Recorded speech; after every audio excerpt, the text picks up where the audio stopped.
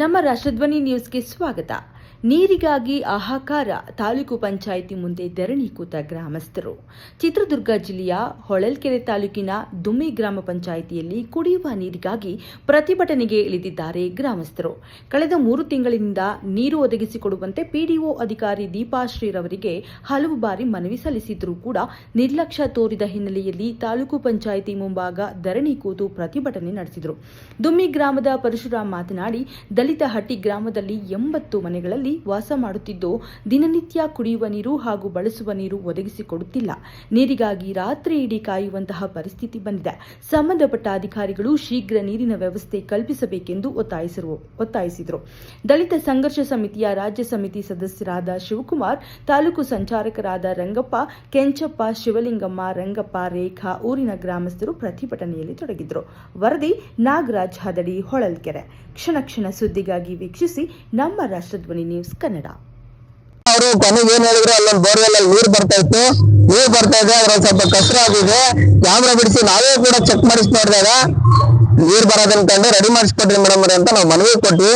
ಆ ಮನವಿಗೆ ಅವರು ಮರುತ್ತರ ಕೊಟ್ರು. ಏನಂತ, ನಮ್ಮ ಹತ್ರ ಅಮೌಂಟ್ ಇಲ್ಲ, ನೀವ್ ಎಲ್ಲಿಗಾದ್ರೂ ಹೋಗಿ ಏನಾದ್ರೂ ಮಾಡ್ಕೊಳ್ರಿ, ನಮಗಿಲ್ಲ ಅಂತಂದು ಈ ಲೆಟರ್ ಅನ್ನ ಕೂಡ ಕೊಟ್ಟಿದ್ದಾರೆ. ನಮ್ಮ ಹತ್ರ ದುಡ್ಡಿಲ್ಲ, ನೀವು ಬೇರೆ ಎಲ್ಲಿಗಾದ್ರೂ ಹೋಗಿ ಏನಾದ್ರೂ ಮಾಡ್ಕೊಳ್ಳಿ.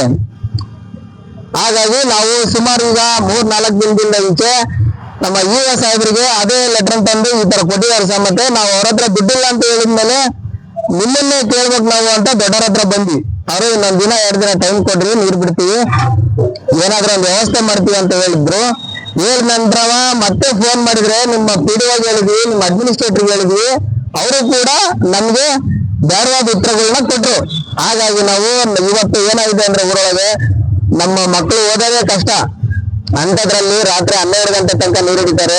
ಬೆಳಗಿನ ಜಾವ 5 ಗಂಟೆಗೆ ಹೋಗಿ ಇನ್ನೂ ಅರ್ಧ ಕಿಲೋಮೀಟರ್ ಇರೋಂತ ದೂರದಿಂದ ನೀರು ತಗೊಂಡ್ಬರ್ತಿದ್ದಾರೆ. ಇವತ್ತು ರಾತ್ರಿ ಎಲ್ಲ ನೀರು ಹಿಡಿದು ಬೆಳಗ್ಗೆ ಹೊತ್ತು ಶಾಲೆಗೆ ಹೋಗಿದ್ರಿತ್ತು ಮನೆಗೆ ಮಲಗುವಂತ ಒಂದು ಪರಿಸ್ಥಿತಿ ಉಂಟಾಗಿದೆ.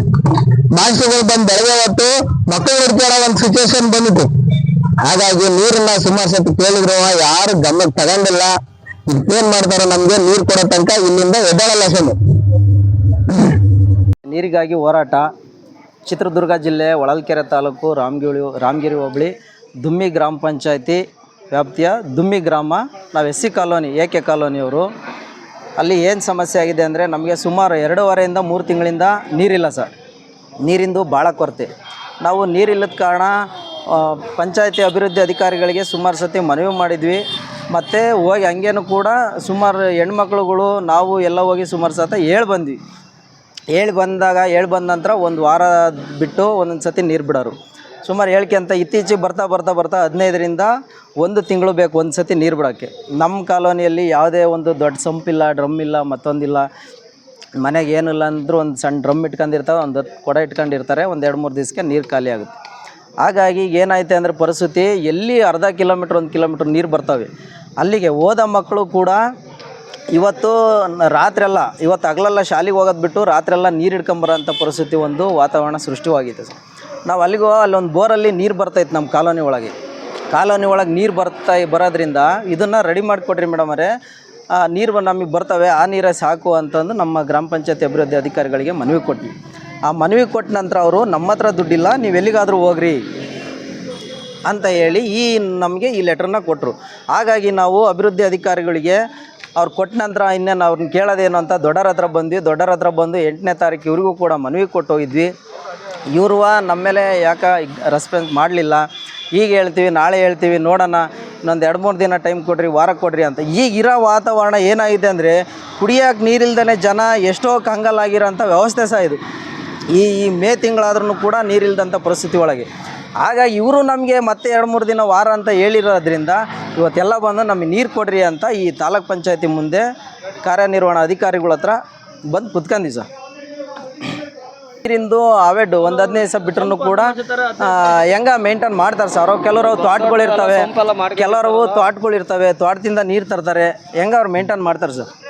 ನಮ್ಮ ಕಾಲೋನಿ ಒಳಗೆ ಯಾರು ತೋಟ ಇಲ್ಲ, ಮತ್ತೊಂದಿಲ್ಲ.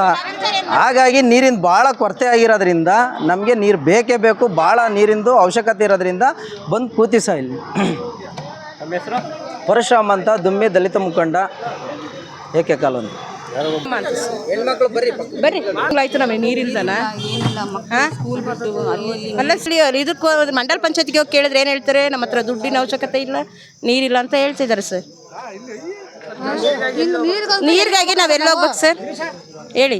ಮಾತಾಡೋ ದೊಡ್ಡ ನೀರಲ್ಲ ಅಂದ್ರೆ ಎಲ್ಲಿಗೆ ಹೋಗ್ಬೇಕು? ಕೆರೆ ನೀರು ಇಲ್ಲ ಸರ್ ನಮಗೆ. ಮಕ್ಕಳು ಬರೋಲ್ಲ ಇದು ಮಾಡ್ತಾರೆ. ಈಗ 3 ತಿಂಗಳಾಯ್ತು ಸರ್, ನಮ್ಮ ನೀರೇ ಇಲ್ಲ. ಹ್ಞೂ ಸರ್, ಈ 3 ತಿಂಗಳಿಂದ ನೀರೇ ಇಲ್ಲ ಸರ್. ದೀಪ